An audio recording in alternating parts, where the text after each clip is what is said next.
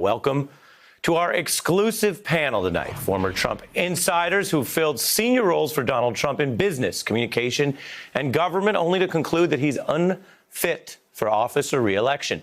You're looking at people you may know. Former Trump personal attorney Michael Cohen, who testified against his old boss. Former White House Communications Director Anthony Scaramucci, who opposes Trump's re-election after briefly serving in his White House.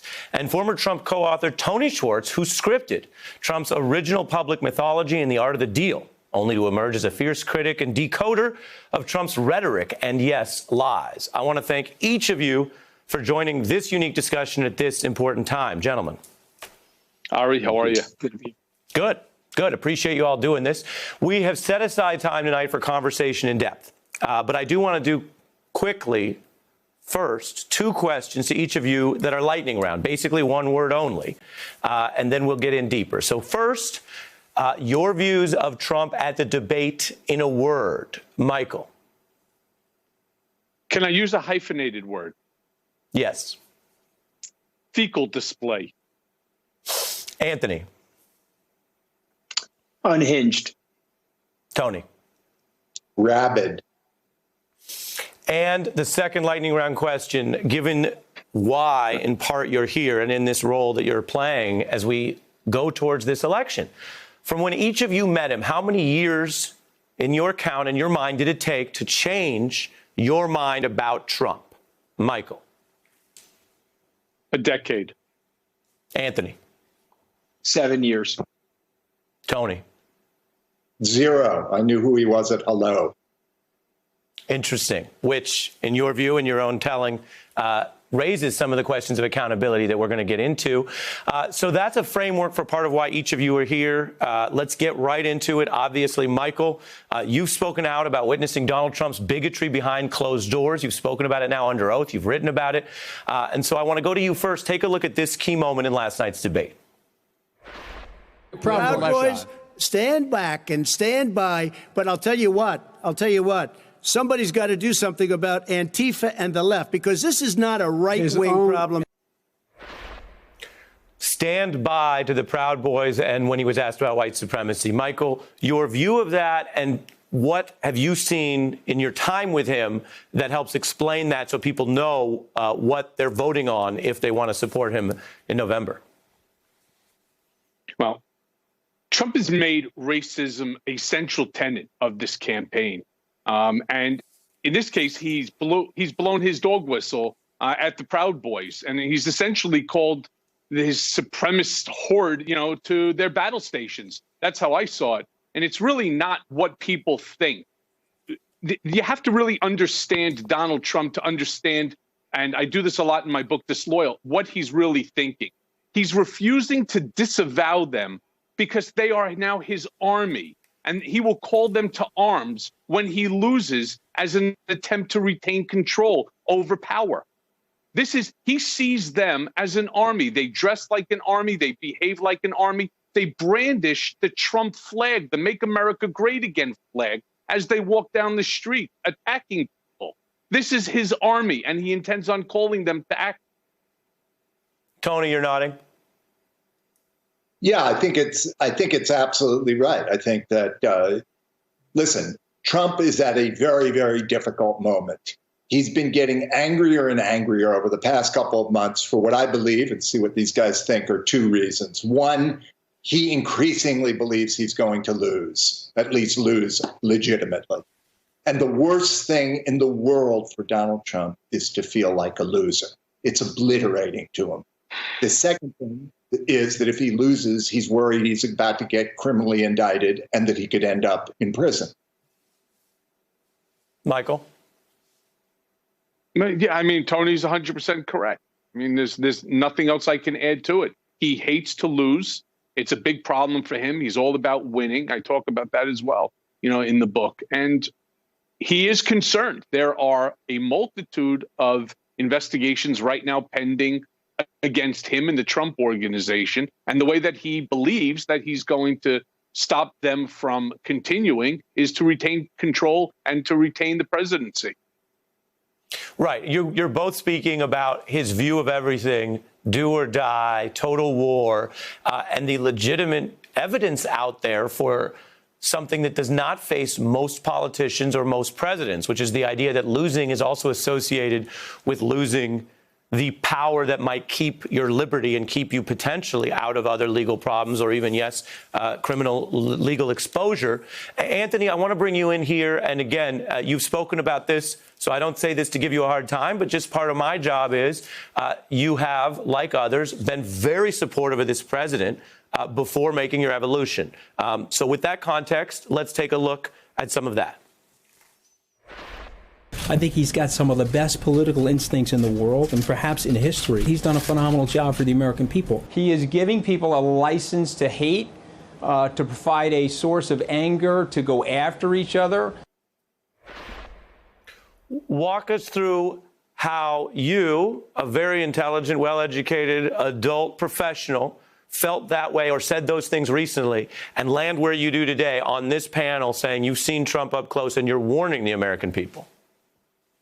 Well, I'm blaming the whole thing on Michael, Ari, because he's the one that introduced me, Mr. Trump. So you get the whole thing. But no, in all seriousness, what I said was he has great political instincts, and he does have great political instincts. You have to acknowledge that if you want to defeat Mr. Trump, you have to accept what his strengths and weaknesses are.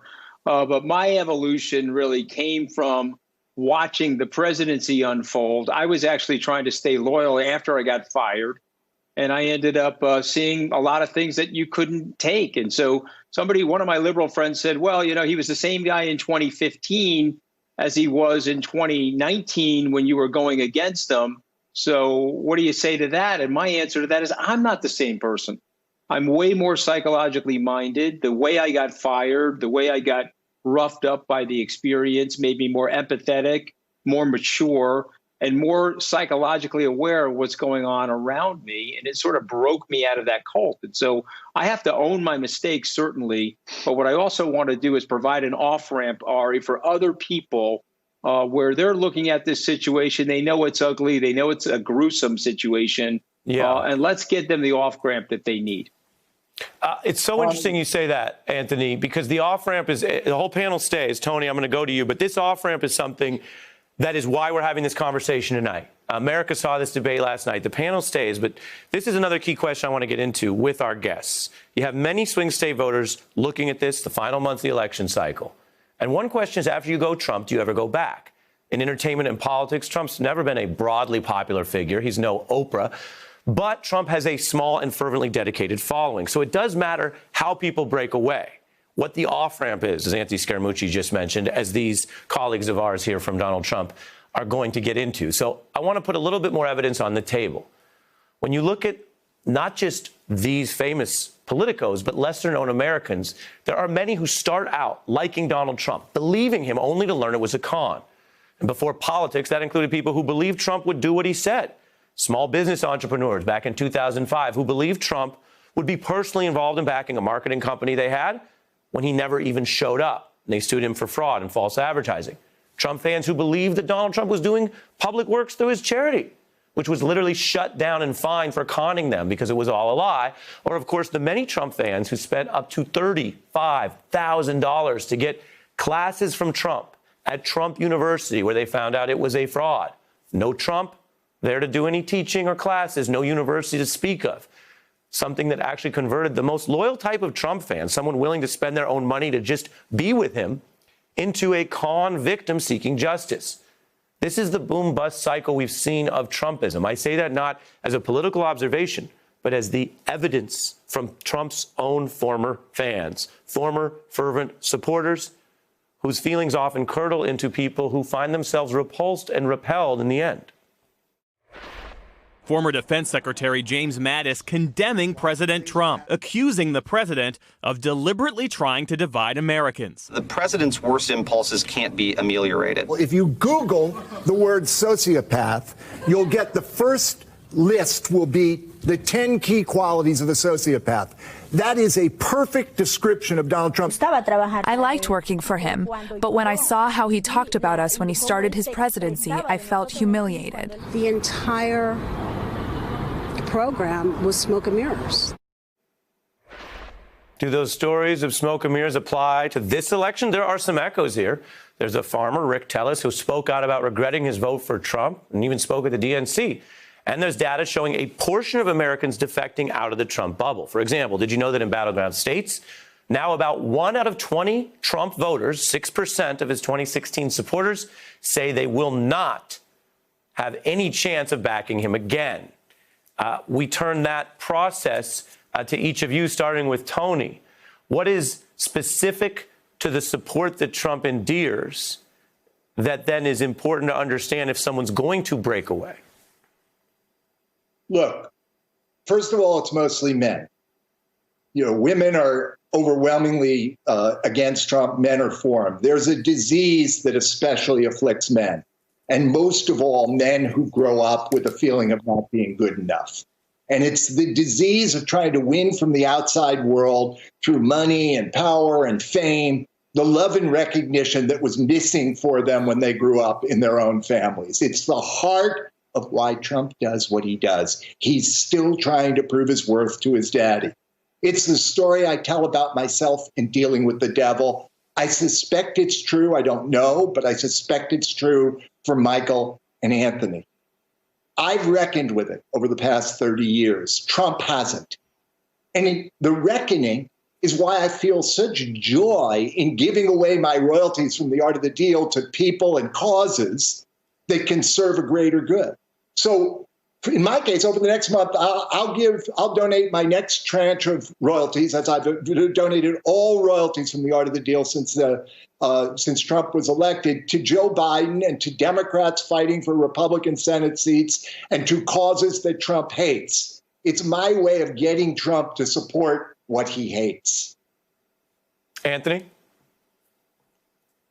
I think there's a lot of truth to that. You know, I grew up in a blue collar neighborhood. You know, my parents did give me a lot of love, but we were hustling. We were hustling for in a tight budgeted family, and I was out to do well and try to live the American dream. And I read the book that Tony wrote. I told him that when I was about 23 years old, and I was inspired by it. And so for me, when I met Mr. Trump, and Michael did introduce me to him, I had this feeling about him that, okay, this is a doer. This is a guy that can get things done.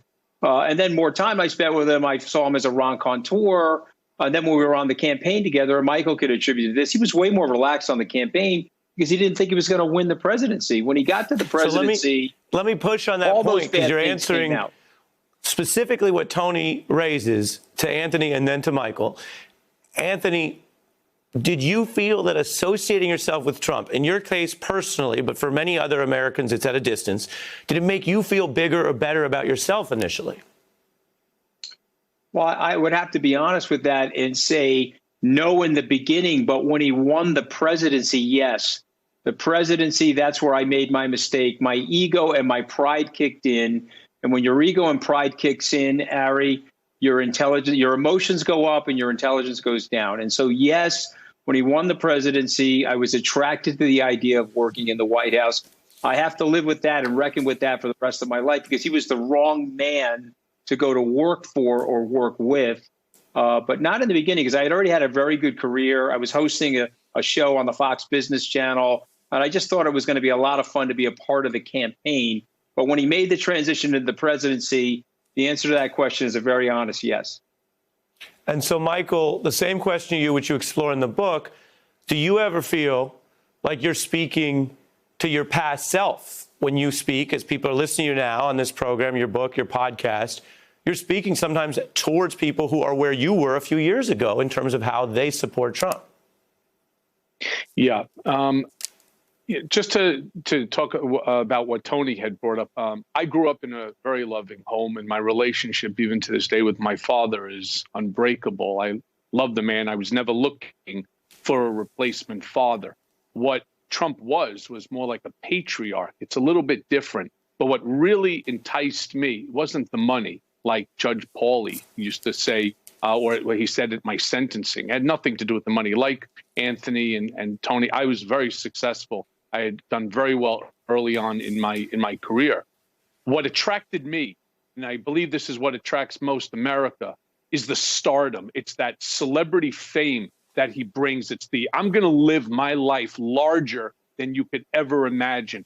You know, I went out, you may remember, to Ohio, you know, for him. I took the 727 by myself. And when I landed, they asked me, Mr. Cohen, what are you doing here? I came to just check out the first in caucus state. Well, why'd you take Mr. Trump's 727? Well, he wouldn't let me use the 757, right? I mean, this was the life. I was on the board of Miss Universe organization. You know, the business card, big, thick cardboard with the gold it's the celebrity power that he brings. It's the I'm going to live my life, you know, larger than life. And that was something that attracted me. And I did things that, you know, like as Anthony says, I'm going to regret for the rest of my life. Most of which is pushing him into running for this presidency. And specifically, and I'm just pushing you, what do you say to people who are where you were then and say, yeah, celebrity populism what do you say to them? The whole purpose of the book, Disloyal, is go to the store, buy some Visine, put Visine in your eyes, and clear your vision and see that Donald Trump doesn't care about anyone or anything other than himself. I want to read from the book, as you mentioned, Michael, about this challenge, this dilemma you guys are going through, because you said, here's the thing, after much of what you recount. I care for Donald Trump even to this day, and I had and still have a lot of affection for him. To channel, I think the question many would have, why? It's the different Donald Trump. It's not the Donald Trump as the president. It was the former Donald Trump. And the Donald Trump I was referring to in that paragraph was the fun Donald Trump. Anthony will attest to this. We had a lot of good times together. I mean, going out for dinner with him was, you know, always it was a celebration. And, you know, going to even the clubs where you're treated like Yankee games, Michael, like Yankee games. Yeah, or Yankee games or to the U.S. Open. I mean, there was a lot of good moments. And when Donald Trump is good, he's good. But when he's bad, he's worse than evil. Tony, Michael Cohen's going to stay with us on another piece of this. But, Tony, what about the mental process you have to go through? I showed those other examples because so much is polarized right now. It's easy to forget that if a belief system is based on something false, as long as you're debating the underlying falsehood, you're not really going to move anyone. I mentioned those people because they did like Donald Trump. They weren't mad that Donald Trump, did something in their view that was terrible. They were just mad he didn't even have the decency to show up to a date he made to teach a class. And they believed him. What does that tell you about the challenge in these weeks ahead with the debate last night hanging over? Well, first of all, look, there's 30% or around there that are immovable. They are part of a cult, as probably Anthony and Michael would say they were. I said that. I didn't feel part of a cult. I felt like I was doing something for the money. It was a decision that I am ashamed of and that I've come to regret. But I knew exactly who Donald Trump was from day one. I knew that he was a liar and a cheater and a sociopath. And I struggled with this all through the writing of the book.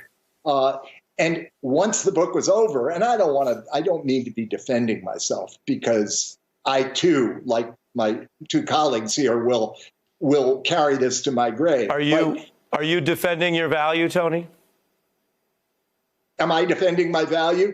That's a trick question from you, Ari. I know you're setting me up for the second question. Well, it's only a trick because Tony, I read Tony. Tony writes about making the mistake of falling into only defending your value instead of growing from your mistakes. So yes, but go ahead, Tony. Finish your thought before I turn to Michael. So I just think that the most important thing that you could say to a person who's sitting on the fence right now is, are you proud of this country? Do you feel better than you did when Trump came into office? Because it's very much like the question about, that was asked years ago. I'm not remembering who asked it. I think it was Jim Carville who came up with the question, are you doing better than you were? Americans, Trump's supporters, Trump's opponents, most Americans do not feel happy with the country they're living in. And who's been leading that country for 4 years? Donald Trump. And I think that's important. Look, we're starting this conversation, and it's very easy to stand at a distance and just issue broadsides. It's harder to do, I think, what each of the three of you are doing, even if people have criticisms of you, which is actually taking this on. But what you're talking about, Tony, is evidence. What is the evidence of how your life is in the country? Do we want to have an election based on evidence? I know that's an old-fashioned concept as people make up their own minds. Hey, I'm Ari Melber from MSNBC. You can see more of our videos right here, or better yet, subscribe to our YouTube channel below. You could have been anywhere in the world, but you're here with us, and we appreciate that.